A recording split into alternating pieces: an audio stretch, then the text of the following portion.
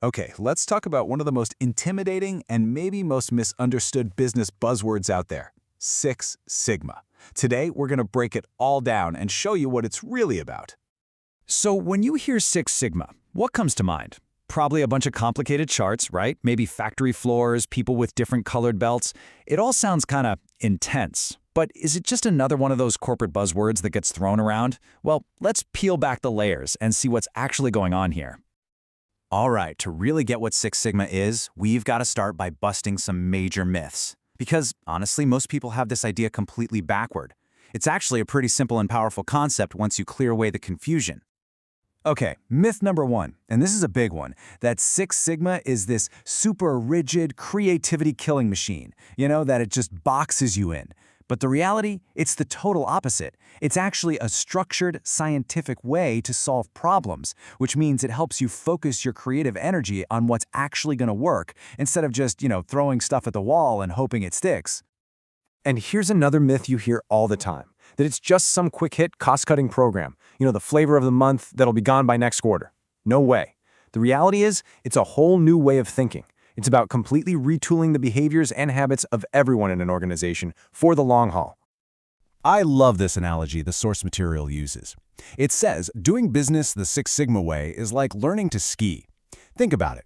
When you first start, it's a total struggle, right? You're just fighting to stay on your feet, flailing your way down the hill. But once you get it, once you're comfortable with the technique, you just glide. The whole thing becomes so much simpler. That's exactly what Six Sigma aims to do. Okay, so if it's not about killing creativity and it's not just about cutting costs, what is it about? Well, it turns out Six Sigma was designed to solve one simple, universal problem. It has one single enemy that it's designed to hunt down and eliminate. And that enemy is variation. I mean, think about it. You've got to accept two simple truths. Every single thing you do has some variation.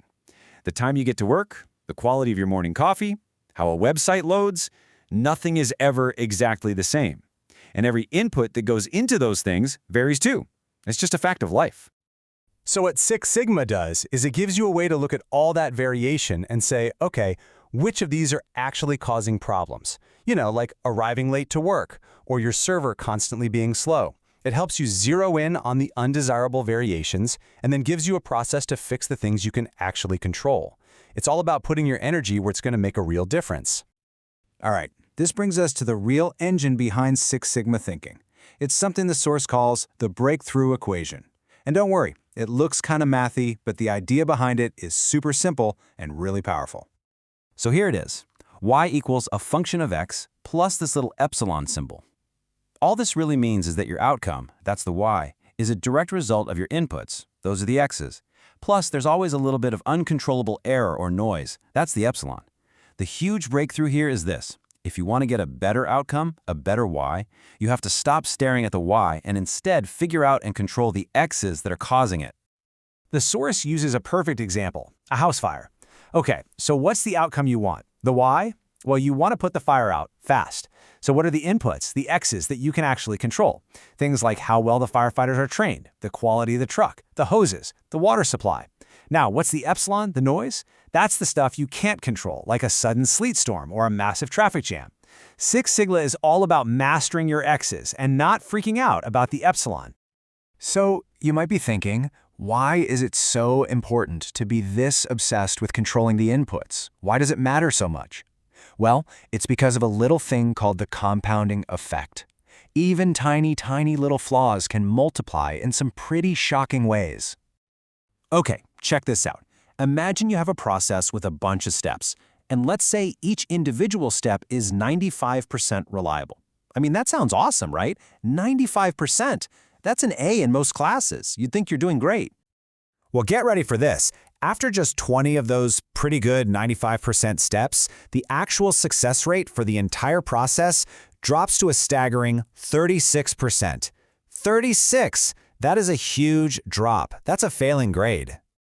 And what that actually means is that, on average, every single thing that comes out the other end of that process has more than one defect. More than one! This is the hidden cost of variation. All that pretty good work along the way adds up to a final product that's just not good. And that means a ton of waste, rework, and unhappy customers. So this brings us to the final, and probably the most important takeaway of all. This isn't just for black belts or statisticians on a factory floor. It's much bigger than that. At the end of the day, Six Sigma is really a mindset. It's a scientific way to cut down on the variation that causes problems. It's about focusing on your inputs, the X's, to get better outcomes, the Y. It shows you how tiny little hidden flaws can have a massive impact. And most importantly, it's a way of thinking that literally anyone can apply to make just about any process better. So the big question to leave you with is this. Forget about factories and corporations for a second. Think about your own work, your own life. Where is the undesirable variation hiding? What's that annoying thing that never seems to go right? And now that you're thinking this way, what are the inputs, the X's, that you could start to control to make it better?